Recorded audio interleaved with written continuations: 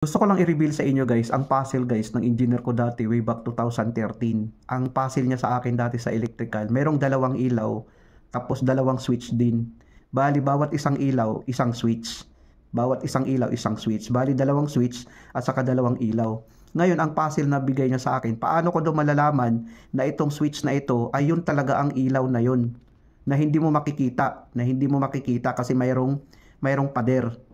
Tapos ngayon, sabi ko, madali lang naman yan eh. Madali lang naman malalaman yan. I-on mo yung switch, akyat ka doon sa pader. O ngayon, makikita mo doon na umiilaw. Ang pangalawang tanong niya, what if kung patayin? Hindi mo makikita. What if daw kung patayin? Patayin ang kasama mo. Eh ngayon, hindi mo na makikita. Is paano mo ngayon malalaman daw na yung ilaw na yun ay ito yung switch niya? Kasi pag akyatin mo sa bakod, patay naman yung switch. Hindi mo nakikita talaga. Dati kasi talagang nalilito ako niyan, pero nung ni-reveal niya sa akin ang sagot, ay ganito lang pala ang sagot guys.